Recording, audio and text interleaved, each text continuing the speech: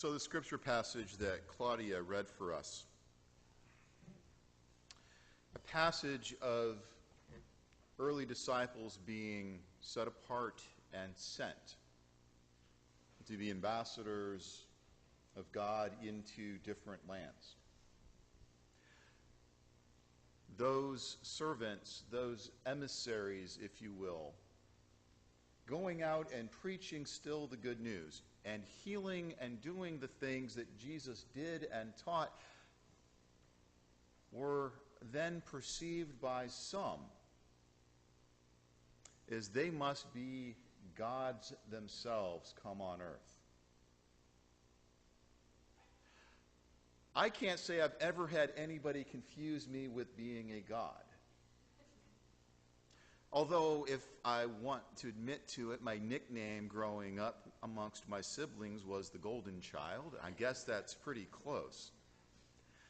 I don't think that was a term of endearment and affection.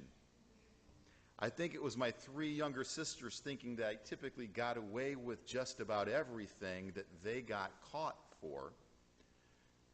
But I like the term Golden Child, and I've hung on to it whenever I can and turn it back on them at family gatherings.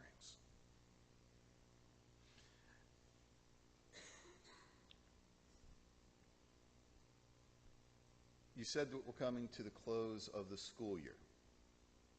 We're coming to the close of our choral year here shortly. For me, we're coming to the close of our lacrosse season. It's been something that's also been taking a lot of my time, and I've enjoyed every moment of it. I don't always enjoy every moment sometimes of folks that are in the stands. Parents and other fans who I think mean well, but can become kind of obnoxious. In their unbridled enthusiasm, they can become toxic at times.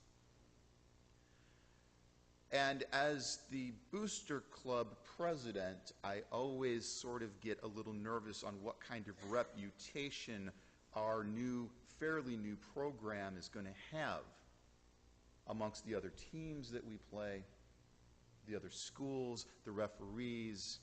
It almost feels like being the parent of something fairly new. And I would love to say that I am perfect when it comes to all of those interactions, but I have even found myself at times in the excitement and in the exuberance saying a few things that I'd like to pull back as quickly as I can. Why do I lift that up? Simply as a reminder that each of us are representatives out into the world, not only of our families, not only of this church, organizations that we are a part of. We also are the emissaries, the ambassadors, the representatives of God into a very broken and hurting world. Now, the good news is that we don't always have to get things perfect and get things right. And I don't imagine that as we go out into our workplaces or our schools or wherever we go, that we are going to necessarily be confused with being gods or even being God, as the early disciples were in our text. But there is still the responsibility of knowing how we live, how we give voice to the gospel, how we interact with people, is oftentimes the only time people are going to interact with the gospel of Jesus Christ. There is a saying that I always loved to share, and I always shared that it was from St. Francis of Assisi until recently when I continued to research it, and they go, well, actually, St. Francis didn't necessarily say it this particular way, but the phrase still sticks with me, which is preach the gospel at all times, and when necessary, use words. Preach the gospel at all times, and when necessary, use words. In digging, what I've actually discovered is what he actually said is it's no use walking anywhere to preach unless our walking is also our preaching. Either one of those can hold water as we move our faith forward. How do we point to, how do we share God's grace and God's love? How do we be the very best emissaries, ambassadors, being sent out into the world that we can, knowing that we don't have to be perfect? I still have the image of football players. And where my theology may be different with some of, depending upon why they're pointing to the sky after a touchdown, if their meaning is, look, God is working through me because I scored a touchdown and my team won, I get kind of nervous with that. But if it's simply a player pointing up and saying, it's not just me, it's because of these things that God has given me that I've got the skill set to do that, I'm a little bit more comfortable with that.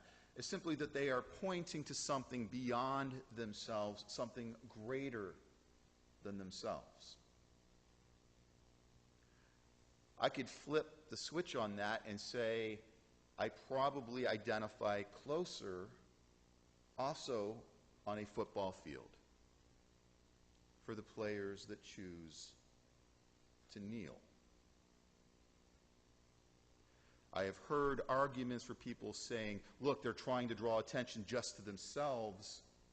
But for me, the argument goes beyond, no, they're trying to draw our attention to those issues that are greater than just themselves, and those great issues of injustice that we all somehow, in some way, need to address and not forget.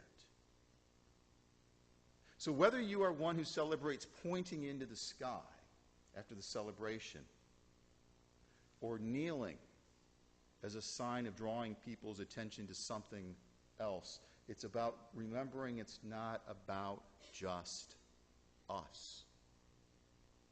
We gather here to celebrate and to worship, not just because of us. We gather here, and then we go out, and we are pointing to something, to someone greater than ourselves. Sometimes we forget that. It's sort of like, I hope that I've done my best to instill certain things in my... This is tough. Traveling and being away, an hour away from home, I don't always have my family in the pews. And then on Mother's Day, I'm looking at my wife and my children and my mother. And so I really need to be cautious on when I use them as examples. Or I could say, boy, I could just give all the examples right now since all four of you are sitting right there.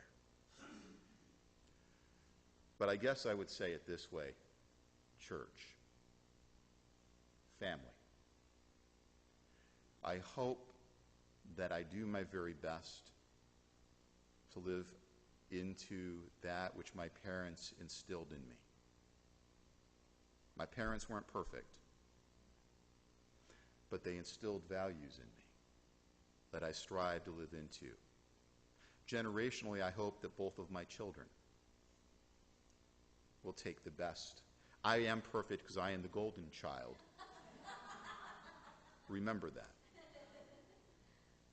I hope you take the best of the lessons that we, Diane and I, have shared with our children as they go into the world. May that be the case for all of you and your families. But may we also remember, even more importantly than that, we take with us the values of God, that of Christ, not only for ourselves, but into the world. Whether we point, whether we kneel, may we do it in grace and in love.